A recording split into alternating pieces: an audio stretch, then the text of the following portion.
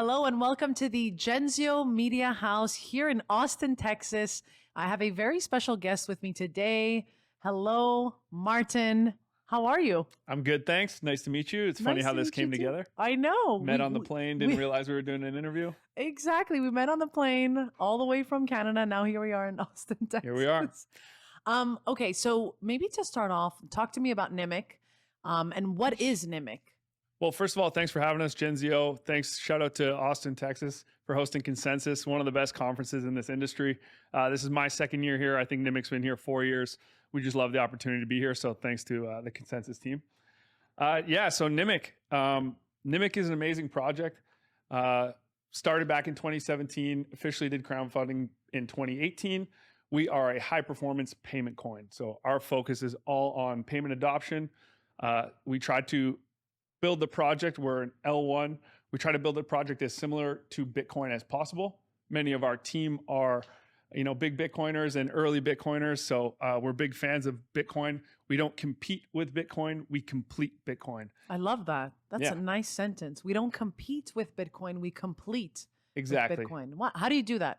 So essentially, everybody realizes that it's not realistic, or it's not a great idea to buy a coffee with Bitcoin.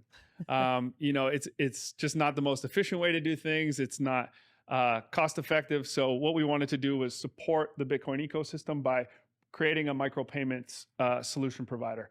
So with Nimiq, we have a wallet, which is a completely self-custodial wallet.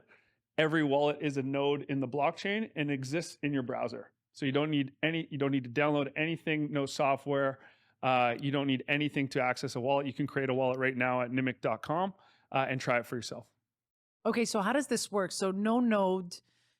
We know just, prior to the Bitcoin halving, everyone was downloading nodes and trying to figure out the Bitcoin core. So you're saying with Nimiq, you don't even need to download a node. So how does that work?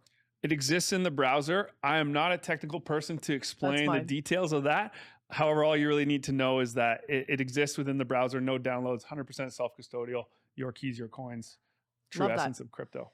So talk to us about, why Nimiq had to be here. Like, what was the idea behind Nimiq? Like, what were you thinking about? Like, we need to create Nimiq. Yeah, for sure. I mean, so the first thing that's important to know is Nimiq is a nonprofit. So very people, planet oriented. There's a very strong Nimiq foundation behind the project. Everything we do very responsibly, very ethically, trying to capture the pure essence of decentralization and the raison d'être that we would say in Montreal for blockchain and crypto. And so again, trying to complete Bitcoin, trying to make solutions for payments, cross-border payments, allowing the world to move off of a TradFi traditional financial ecosystem. So we talk about payments around the world. Talk to us about maybe your story, like what got you involved in saying, yes, I need to join Nimiq. Yeah, for sure. So I, like the rest of us, I experimented with investing in crypto in 2017, 2018, 2019. And I always saw it as an investment opportunity and really interested. I'll be completely honest. I didn't know what I was buying when I was buying Bitcoin. I just heard I could potentially make a return. It wasn't until like later years when I really got into it and understood what it was that I became such a supporter and fan of Bitcoin. But for me, I was a small business owner. And so I started off freelancing. I read the 4-Hour Work Week. I was traveling around the world, hiring contractors from different countries, earning money in countries, and then moving to another country where I'd have to bring my money over. I remember I earned money in Australia. Let's say it was $10,000 for round numbers. And then all I wanted to do is transfer that to my Canadian bank account. And that's when I learned about foreign exchange fees. And I was like, are you kidding me? The number to show up from one bank account to another cost me this. So I was incredibly frustrated with the new way the world works, where there's Fiverr, Upwork, we're all sourcing freelancers and talent and work from around the world, and we're just getting killed by PayPal fees, Fiverr fees, foreign exchange fees, all those things. And so I was in Costa Rica, which is kind of like Nimiq's headquarters unofficially, Santa Teresa, which is a beautiful little community on the Pacific side. I was there for a long period of time, 6 months. I was trying to buy an ATV. And I found one from a girl who was Spanish, and she was leaving Santa Teresa to go home to Spain. And so she was selling her ATV. It's $4,000 purchase. So what we were trying to do was figure out a way to make the purchase. Now the ATMs had a limit of $1,000 withdrawal, so it would take me 4 days of pulling out $1,000 to get her cash. So she said, "Can we just do this digitally?" Yeah. And again, I at this time I own Bitcoin and I own crypto, but I've never used it for payments. And so we looked at PayPal and the fees were astronomical. She mentioned Venmo. As a Canadian, I wasn't able to create a Venmo account. A lot of people don't know that. Yeah. Yeah, which is it's amazing. It's an amazing tool here in the United States, but cross border, it's almost impossible.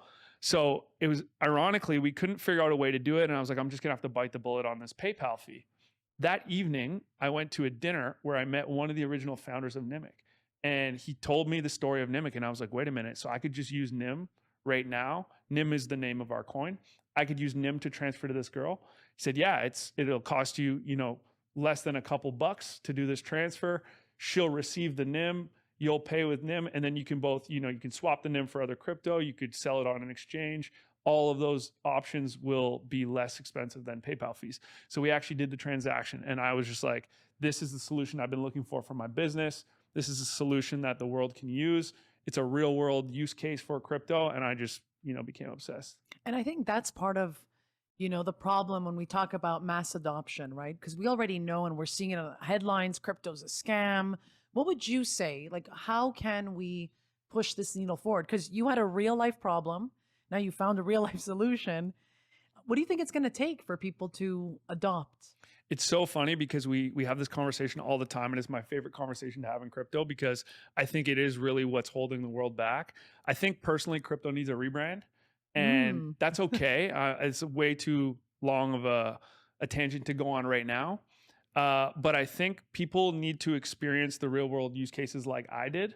So I think the crypto community, the projects that are focused on adoption, need to find those users. And most importantly, they have to meet those users where they are. So meeting them where they are, I'll give you an example. People are very familiar with Venmo. They're very familiar with payment apps. They're very familiar with an app experience. They're very familiar with round numbers. What they're not familiar with are big, long words, complicated wallet addresses, massive warnings anytime they're going to transfer. So we need to, at some point, if we want to move further along on the adoption curve, we need to remove those hurdles. And at some point, not even really tell people what's happening. Like when you send a bank transfer, most people aren't familiar with Swift codes and country codes and all those things. They don't need to know. They don't care to know. So I think we have to meet users where they are in the crypto space and make tools super user-friendly and super unintimidating to use. And so that's something that we try to do at Nimiq. And everything we do is we try to use beautiful UX, UI, UX. We try to use simple language that humans are familiar with. And we try to bridge the gap between meeting users where they are and showing them the future of what they can do. So what is Nimiq's plan for the next maybe year or 2 years? What's the long-term vision here? So we have a lot of exciting things happening right now. So if you've been following Nimiq, we are in the process of moving. Nimiq began as a proof of work blockchain, and we are moving it over to a proof of stake blockchain. I'm again not going to go into details about why we're doing that or what they are, but it's a very unique transition, and it's something that our community has been super excited about, and we're finally really close. So we're thrilled about that. The second thing, in an effort to meet users where they are, we recently launched Nimiq Pay, which is a familiar Nimiq Pay app. And the goal of the Nimiq Pay app is to essentially make Nimiq the most accepted crypto in the world. And the way that's going to help us to do that is you can use it anywhere that accepts NIM, which is one thing. And we have all sorts of partners and solutions in Europe, in Asia, in Latin America to help. We have thousands of acceptance locations. But what we're recently launching and we're more excited about is a direct Bitcoin Lightning integration. So we can pay with the Nimiq Pay app anywhere that accepts Bitcoin Lightning. So by doing that, as well as anywhere that accepts NIM, it technically would make it the most accepted crypto in the world, and really exciting for our users. Again, won't get into technical details of how it works, but the experience will be you load NIM onto your Nimiq Pay app, similar to how you would in Venmo, and then you go to pay a merchant. It's all done through your smartphone with QR codes, very familiar experience. But what's great about the Bitcoin Lightning integration is there's an atomic swap that takes place. So even if you pay with NIM, the merchant or the person receiving the money will receive Bitcoin Lightning or sats. So what's exciting about that is you don't force the other person to own or hold NIM, which is a more volatile asset. And obviously with the Bitcoin community and the Bitcoin Lightning community, it's really exciting for them because we're helping their mission and their goal as well. So you are a small business owner. I feel like you still are a small business owner.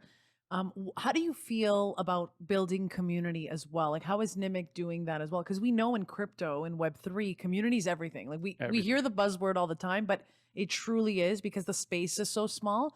So how are you guys building community on your end? Yeah, so we're really lucky, and shout out to the Nimiq community. We've had a super dedicated community ever since our crowdfunding campaign in 2017, 2018. You can find us on at Nimiq on Twitter, as well as we have at Nimiq community on Twitter. We're active in everywhere, Telegram, Discord. Shout out to Misha, who runs is our community manager, and he does an epic job of that. So first of all, we're very lucky to have a very dedicated community. 30 team members at Nimiq. Wow. Probably 28 of them are, engineers, PhDs, Germany, Costa Rica. We're a global company or organization, I should say.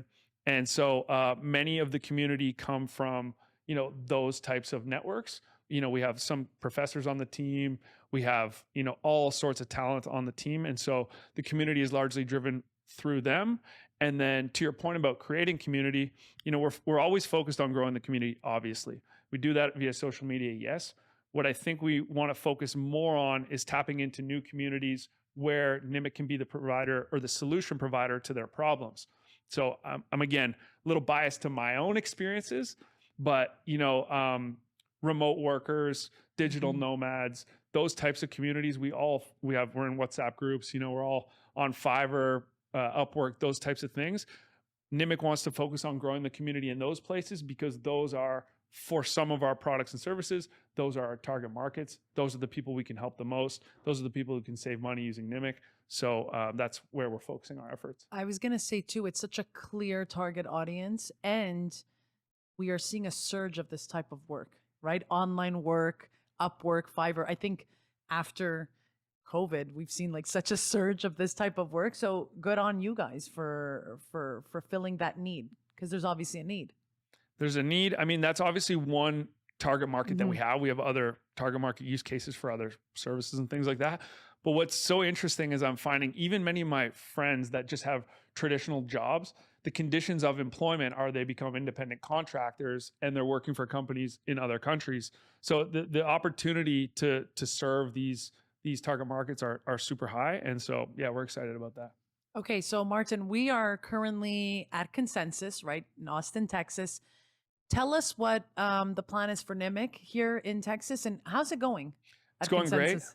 Great. We love coming here. One thing that I find, this is my own personal experience, is like it's really nice to meet the people behind the projects. If we're speaking honestly, most of the crypto interactions are with faceless Telegram, Discord, JPEGs. Twitter, JPEGs. It's very difficult to remember that there are real human beings here. And generally, we're all working on the same mission.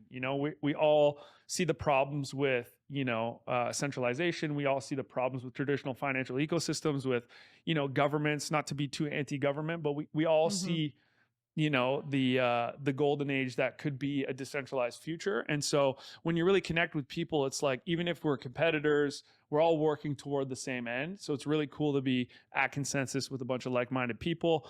And then again, as well, it's so much different sending a cold DM on LinkedIn to connect with someone versus seeing them, shaking their hand, have a coffee at this conference. So I still believe it is a relationship-driven industry, much like every other industry in the world. And so places like Consensus just help expedite that. Yeah, we're having fun. That's right. Okay, I am aware of time. Tell us, where can people find Nimiq? Yeah, so at Nimiq on Twitter. Obviously, there's Nimiq community on Twitter as well. We also have Telegram, Discord groups. That's all good and fun. If the way that you could support Nimiq the best right now is to participate in our public bug bounty program. So we recently launched a public bug bounty program with HackerOne. So the proof of stake network is in the stage where we're ready to open it up to the public to help us identify those bugs that are holding the actual migration back. And so we find that super valuable. So you can participate in the public bug bounty program and earn rewards for identifying potential bugs or threats to the network. And we'd be super excited to have you in the community as well as we do the migration to proof of stake, because it's something that's been long awaited, and it opens up a whole new set of use cases and capabilities for the user, for the holder, for the coders. So we're super excited about that. Well, thank you so much, Martin. This Likewise. was fun. Thank you very much. Nice to meet you again. And it's so funny that we ended up doing this. I know. All right. Take care. Thank you.